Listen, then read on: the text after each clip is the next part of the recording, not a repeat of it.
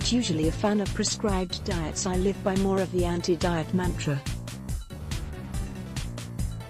Call me jaded, but the word diet has a bit of a negative connotation these days, with fad and restrictive usually preceding it. So, when I had the chance to give Dr. Ax's new Keto 360 program a 2-week test run, I did some serious digging on the ketogenic diet and whether it's healthy.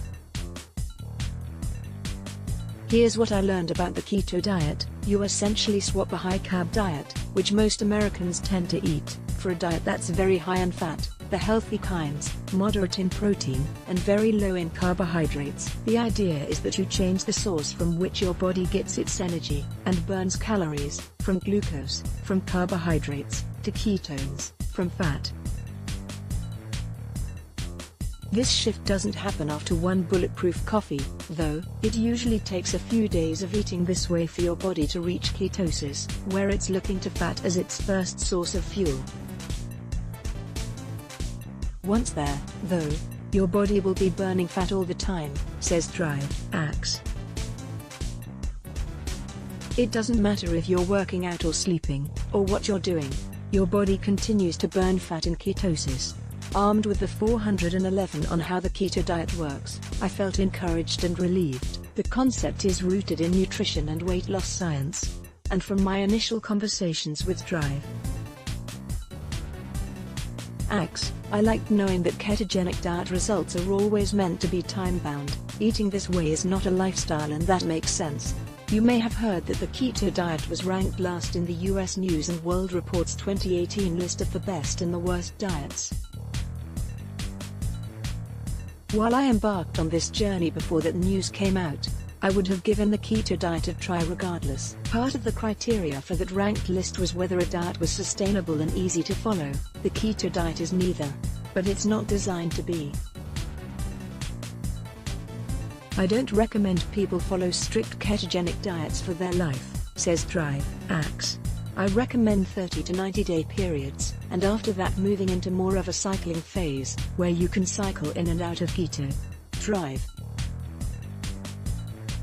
Axe admits that following a keto diet will be difficult for most people, since many Americans have diets high in sugar, salt, and carbs. But he says that the potential benefits, boosting brain health, supporting muscles and overall improved performance at the gym, at the office, and in life, are worth putting in the hard work. Just look at the keto diet results Jen Widerstrom saw after 17 days. All of that said, I was ready to put the keto diet to the test, and in the weeks between Thanksgiving and Christmas, no less. I relish the idea of proving that eating fat doesn't make you fat, a diet myth that I'd like to see die a faster death.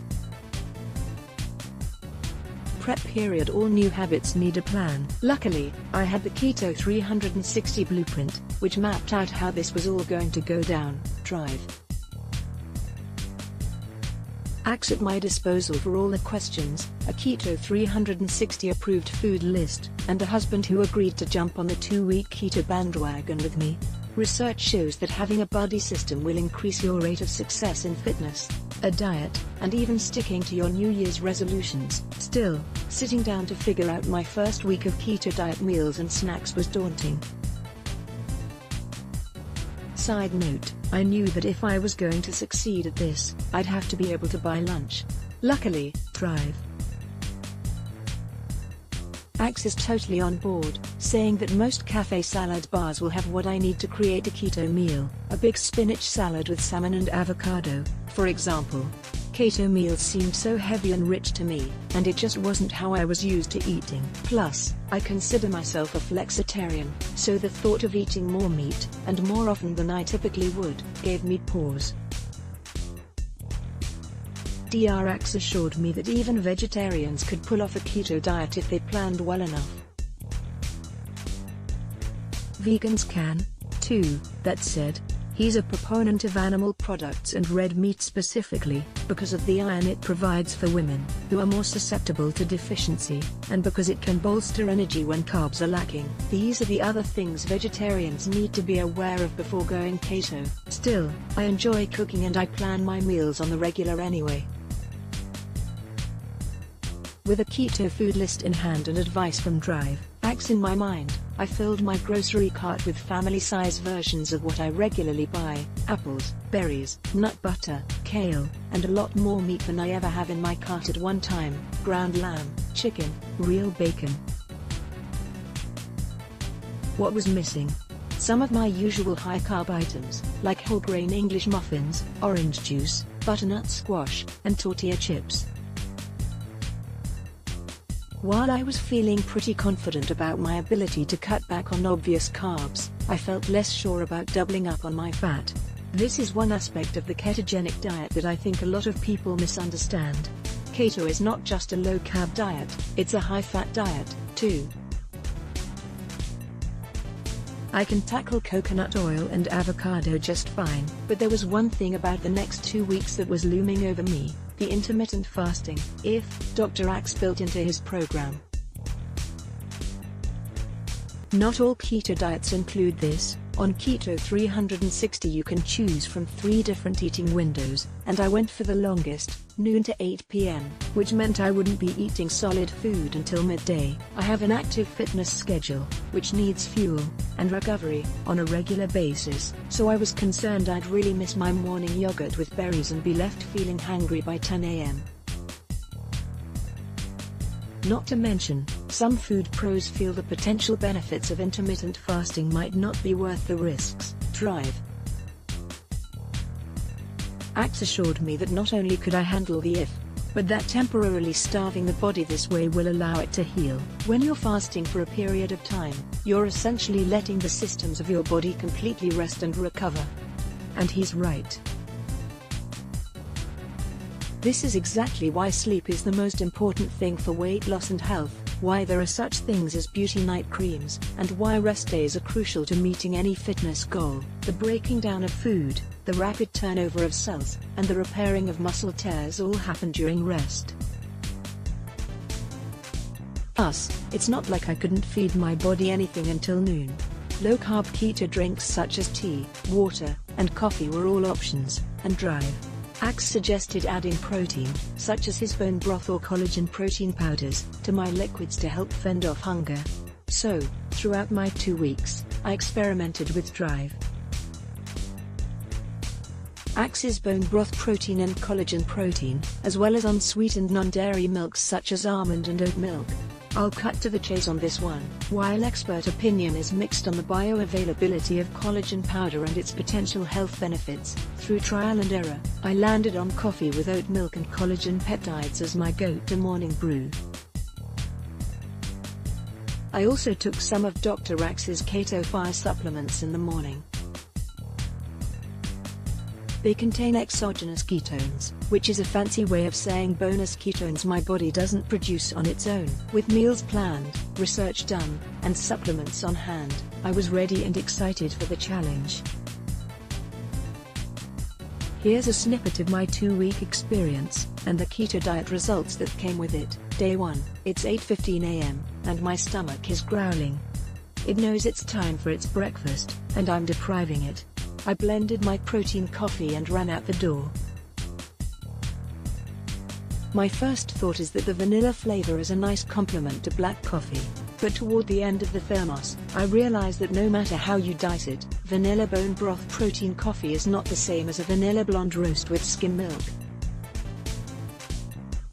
Day 2, there's a bagel shop less than a block from my office. I pass it every single day and never really think anything of it. Well, not today. The smell of the freshly baked everything bagels, and was that veggie cream cheese I smelled, was wafting out the door as I walked by extra quickly. Though I found out later that there is a way to have bread and still stay in ketosis. Day 3, I'm tired AF. With the kind of tired when you're so exhausted you have to use your left arm to lift your right arm. Somehow, I pry myself out of bed to work out only to realize cardio has never been more cardio, so some chill strength training was going to have to do. I now know these 8 things about exercising while on the keto diet, nonetheless, feelings of lethargy were to be expected, says Drive. Axe, who says days 2 and 3 were also the hardest for him the first time he tried keto. Everybody is different, he assures me. Some people feel better by day 5, others take 2 weeks. Day 4, grabbing lunch out has been successful thus far. Today was some tilapia, zucchini, and yellow squash, and a kale and tofu side salad. I tossed on half an avocado for good fatty measure. Oh, and I noticed that I've lost a pound already, which is definitely just water weight. Carbs hold water, so limiting them is a surefire way to release some fluid in your body. But nonetheless, weight loss wasn't my objective. But I doubt I'm alone in thinking. I'll take it. Day 5, as fate would have it, 3 p.m. rolls around and we get a message that there are cookies in the conference room. I have been snacking on keto-approved foods like Granny Smith apples. The tart green apple has way less sugar than, say, a red gala, and full-fat cottage cheese with blueberries. Where have you been all my life, snack? With no real trouble with cravings. But just knowing there are cookies that I can't eat makes me feel a little cheated. Though these low-carb keto desserts help with that. Day 6, when I thought back to what I ate today, I realized that between my salad and my lamb burger, I ate an entire avocado.